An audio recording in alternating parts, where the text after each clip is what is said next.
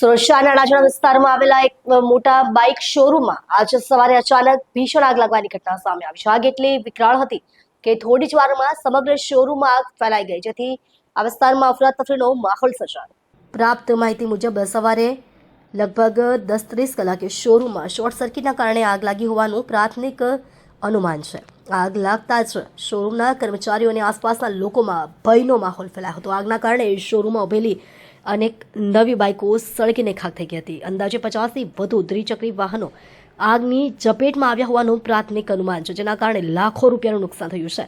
ઘટનાની જાણ થતાં જ સુરત ફાયર બ્રિગેડની કેટલીક ટીમો તાત્કાલિક સ્થળ પર પહોંચી હતી. ફાયર વિભાગના કર્મચારીઓએ આગ કાબૂમાં કરવા માટે કામગીરી હાથ ધરી હતી. આગ પર કાબુ મેળવવા માટે ફોમ અને પાણીનો ઉપયોગ કરવામાં આવ્યો હતો. લગભગ 1 કલાકની મહેનત બાદ ફાયર બ્રિગેડે આગ ઉપર કાબુ મેળવ્યો હતો. સદનસીબે ઘટનામાં કોઈ જાનહાનિ થઈ નથી, પરંતુ શોરૂમનો માલ અને ઇમારતને ભારે નુકસાન પહોંચ્યું છે. પોલીસ અને ફાયર વિભાગની ટીમે ઘટનાસ્થળની મુલાકાત લઈને આગના કારણોની તપાસ શરૂ કરી છે.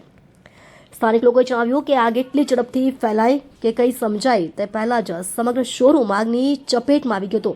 શોરૂમના માલિકે ભારે નુકસાનનો અંદાજ વ્યક્ત કર્યો છે અને વીમા ક્લેમની કાર્યવાહી હાથ ધરવામાં આવશે તેમ જણાવ્યું છે.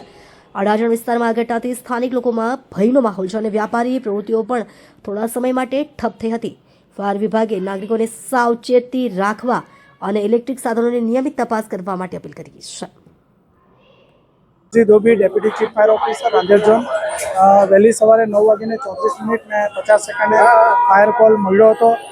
ફાયરના વિશાળ માત્રામાં કોલ થયો હોય એવું જાણકારી મળતા 5 થી 6 ફાયર સ્ટેશનથી ગાડીઓ રવાના કરવામાં આવેલી અને અમારા જવાનો અધિકારીઓની ટીમે આવીને આગ ઓલવવાની કામગીરી સાથે શટર તોડવાની કામગીરી કરેલી. વધુમાં અન્ય દુકાનોમાં આગ ન પસરે એનું ધ્યાન રાખીને એ આ દુકાનોને પણ બચાવી લીધી છે. કેટલી દુકાનોમાં આગ લાગી?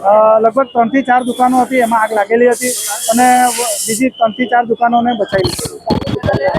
ગેરેજ છે, દવાની દુકાન છે, આઈસ્ક્રીમની દુકાન છે, ફાસ્ટફૂડ વગેરે દુકાનોમાં આગ લાગી. એ કારણ હજુ સુધી જાણવા મળ્યું નથી.